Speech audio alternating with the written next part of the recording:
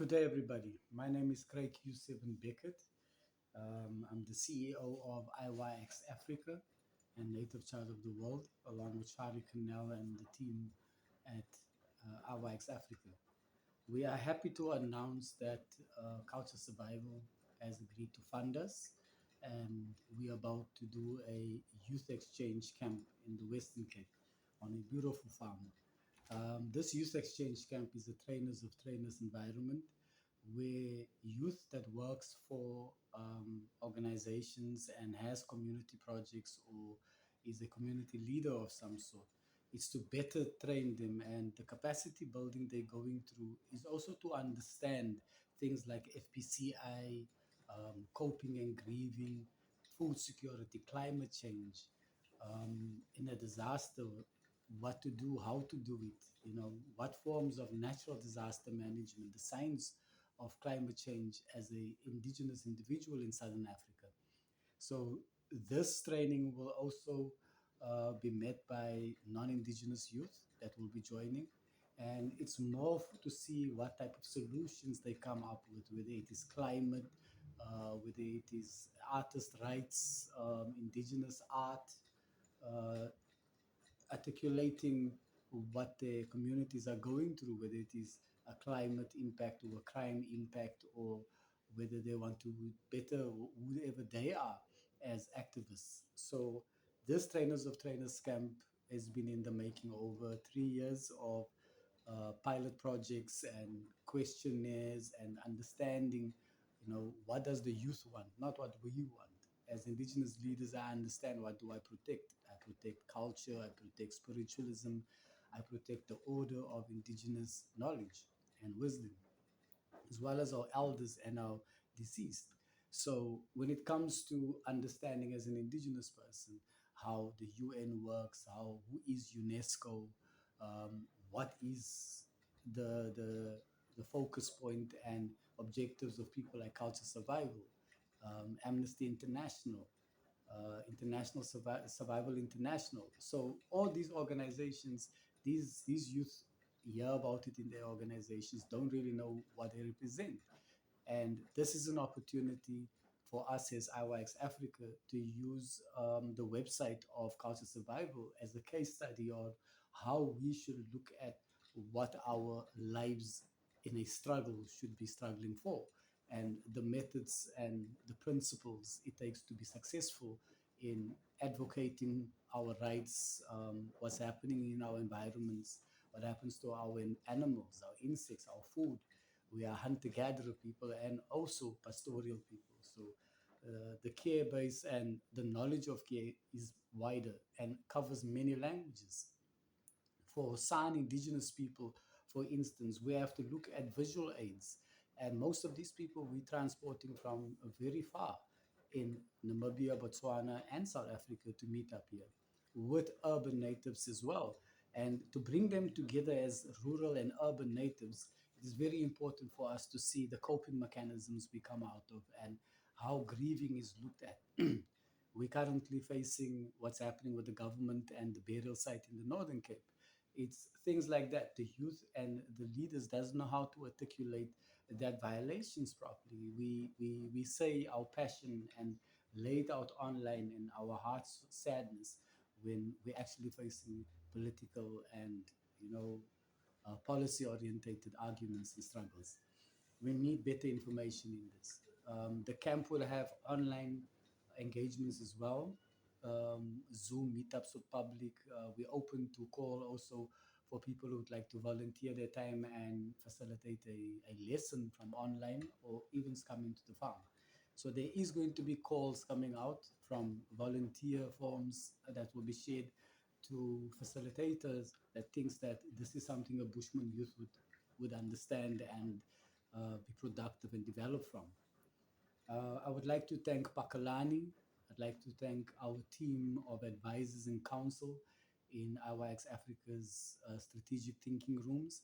And I would like to thank our international communities as well that will be joining, particularly Sanskriti Museum, uh, the Wisdom Keeper of India, Balu Imam, Gustav Imam, Palomina, Turkey, as well as Rajni, that would be participating in these talks to also further look at our distant relatives and our research of similarities between Adivasi and Southern African natives, whether it is rock art or our first skin and India's second skin, meaning our, how can I say, our humble beginnings as people. So it is going to be an intense meeting. It's going to be a small group of people, not more than 14 people, 16 people, you can say, that will be gathering in this house and camping on this farm to see what solutions they come up with, not just learning how to better their community. This engagements will be online as well. We'll be living some of the material that will come out will be live on Facebook and on Instagram as well. So follow us on at IYX Africa for Instagram and at IYX Africa 7 for Facebook. Our groups, you could inbox us for our link to our WhatsApp channel and our WhatsApp community group, which also has a women's group in it, Native Sisters Blossom.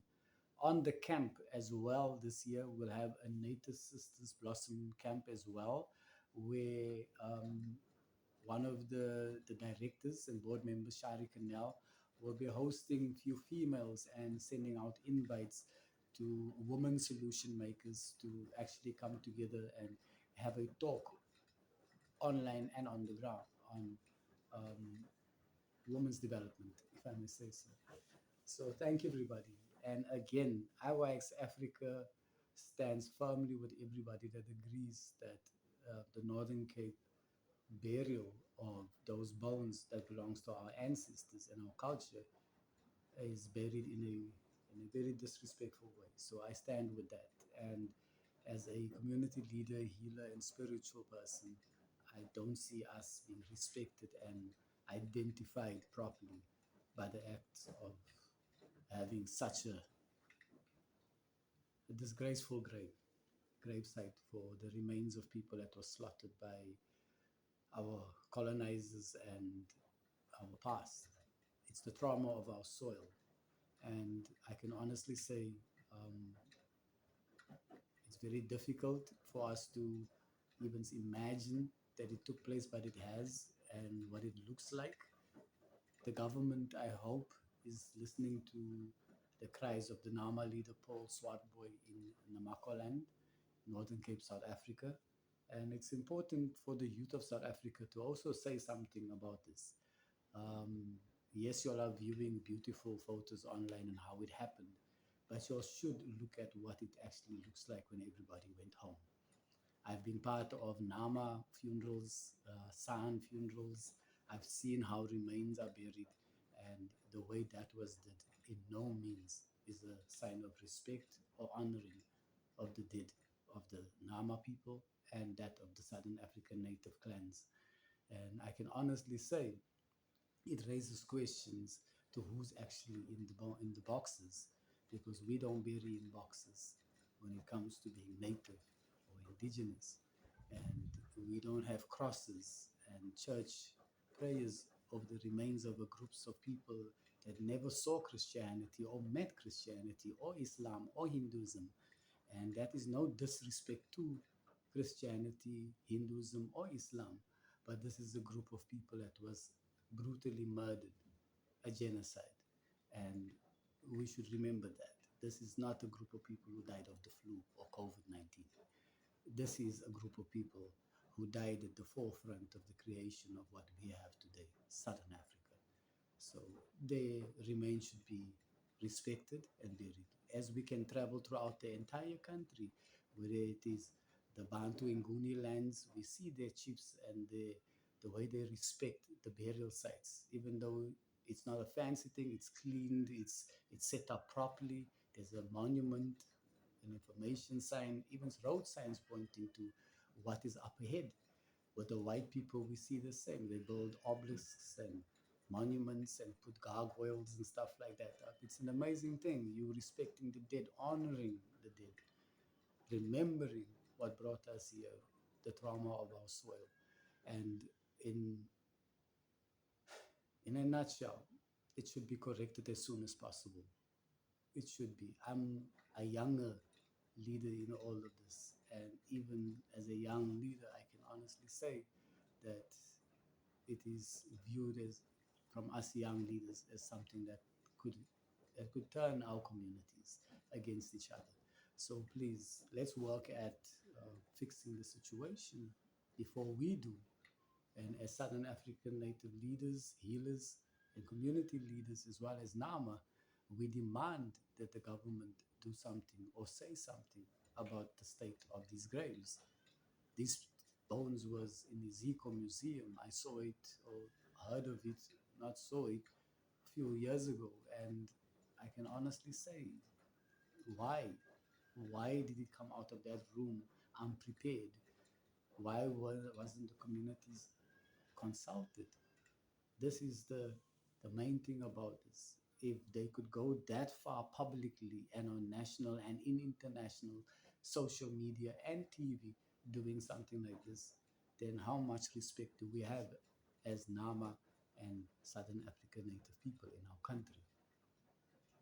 To those who has been there, I've heard some of them were disheartened by what they saw and what they've experienced. But this also asks a question: why are we staring at each other when we all have a common enemy and a common goal? Why do we never find a way to sit together and better our communities so that we could come in line with the global theme of international struggles for development and sustainable development, where we can be heard and seen as Southern African natives and Nama people, not just raising our voices and picketing and protesting and advocating for our rights, but living that and practicing that in what we have already. So, from me, Craige Beckett of IYX Africa, I would say, please, the South African government and the parties involved, we would like to hear something from you. To the people who's feeling this, it is only natural to feel the way you feel. I was once on a talk where an indigenous person of South America asked a reporter why, when we say something, when we stand up for what we believe in, you call us overpassionate or um, racist or angry. We are not being racist. We are not being angry. What we are being is indigenous people that understand their rights and understand this is our land first before it's anybody's land, even though we are not in control of it or have part of policy or governance in this land, but it's still our land. And within that, we deserve the respect. The same way you respect your healers, your leaders, your dead, and your honored graves, we would like the same. So thank you, everybody, and I can't wait to see the social media coming out. As Craig Q7 Beckett, I can honestly say it's been a dream and a life's ambition. I'm from Riverlea, Johannesburg. We have gang violence there, nuclear, Bosmont, Florida, Extension Riverlea, El Dorado Park, Enidale. And as a leader that couldn't be of assistance at that level at home, I'm of assistance to our community somewhere else. And this is how we get the violence decreased in our communities, when leaders start standing up and identifying the violence and identifying the drugs and identifying the abuse our women and children are going through, whether it be from government, police, or from hooligans that we live with.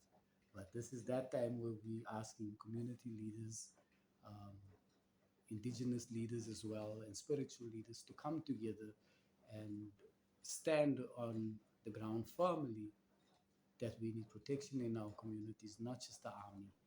And the type of protection we need is indigenous leaders and community leaders be given the ability to speak, lead, and make decisions in their communities. Thank you, everybody. Can't wait to see a selected few of you all at the camp, and also online. It will be public. Everybody will be able to have their say.